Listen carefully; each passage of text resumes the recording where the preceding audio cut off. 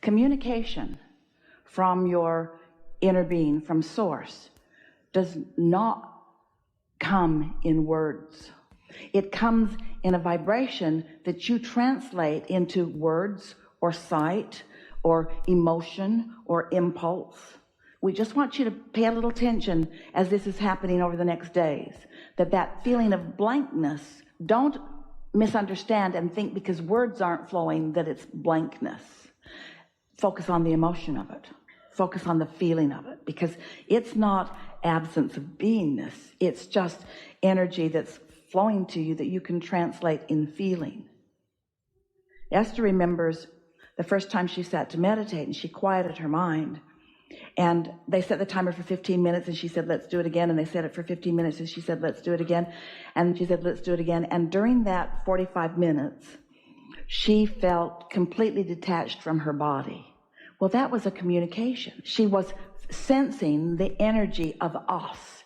And while she didn't have any framework in which to understand it, she was getting ready to be ready for all of these words. So just feel the satisfaction of what it is, and don't try to make it more than what it is, because you can't. Whatever it is what it is, and just let yourself enjoy it, whatever it is, as much as you can, and then it will become more and more and more if you want it to. Today's been a good day, but here's the way to look at it.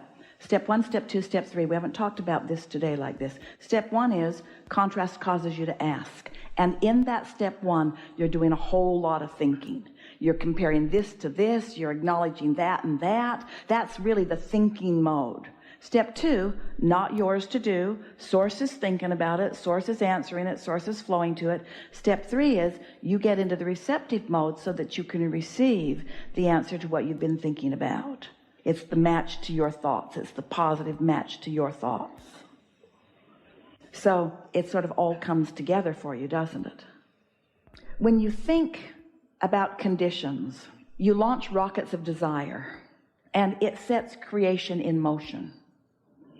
And then when you care about how you feel, and you know about your inner being, and you deliberately tune to the frequency of your vortex into your inner being, and you accomplish vibrational equivalency because you've quieted your mind and you're thinking nothing, and in thinking nothing you're contradicting nothing, so you've got vibrational equivalency because you're thinking nothing.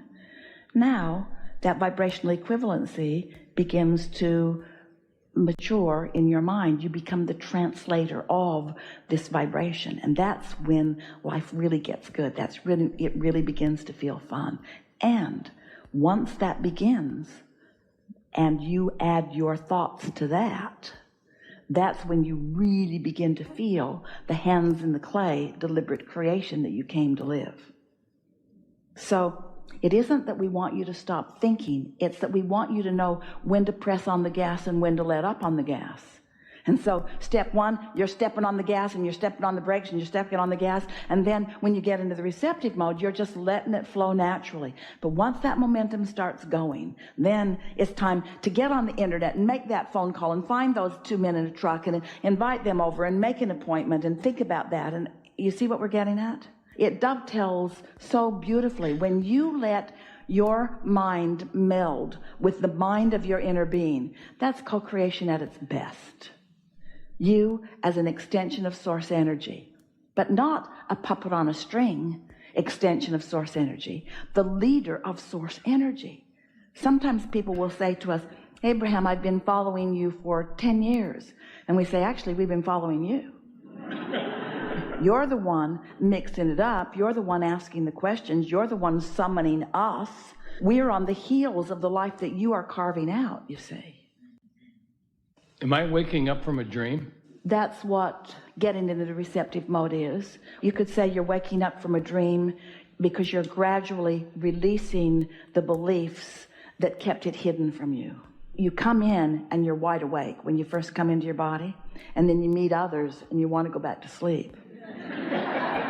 And then they start trying to control you a little bit. And then you pick up beliefs that don't serve you, which sort of tamp down your enthusiasm for life. It quiets your interest in things. And then you reach this place where you're asking with stronger fervor and receiving with greater clarity. And it's a reawakening. We've been calling this the time of awakening. It's the time of returning to who you really are. It feels like now you can begin living the life that you intended to live. But you had to get hungry before you knew how much you wanted to eat. And you had to know what you don't want before you could know what you do want. And you had to live with negative emotion before you could know the preciousness of positive emotion. And you had to have some experiences of loneliness and despair because you'd pinched yourself off from your inner being before you decided, I will be in alignment with my inner being no matter what. It's easy in this world of so many things going right for you. It's easy for you to become complacent and stop tuning yourselves. But when things start shaking up a little bit and you start recognizing the things that really matter to you, then you wake up and hopefully align with the energy that creates worlds. I'm a good creator. I have a high standard. I support myself well. There are a lot of things that I like. So many things I'm looking forward to having and being and doing. I like knowing that whatever I want will flow to me. I like this understanding of these laws, and I like getting better at them every day. And I'm eager to see the results of my improved focus. And I like telling a story until it gets easier to tell. And every story is easier to tell every time I tell it. And I'm determined to tell stories that move in the direction of the vortex. And stories that people tell that are in the opposite direction are more and more annoying to me.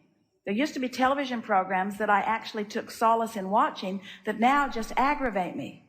Because as I watch them, they remind me of the opposite of what I want. They hold me out of the vortex. I love directing my thought, and I love shoring up my thought with words and images, and I love prosperity, and I love being a creator, and I get it that I've put a lot into my vibrational reality. I get it that there's a vortex of creation over there that's full of all kinds of stuff. I can feel that it's a precursor to everything that I am and everything that I want, and I so adore knowing that the universe has my back. It's consoling to me to realize that the source within me is holding counsel on all of that. I like realizing that cooperative components have already been assembled, and I eagerly watch for evidence of them in my life. And every day I become a more cooperative component just by my leaning in more optimism and my effort at being in the vortex more. There are so many wonderful things in my life. You should see where I live. I've created a really nice nest for myself.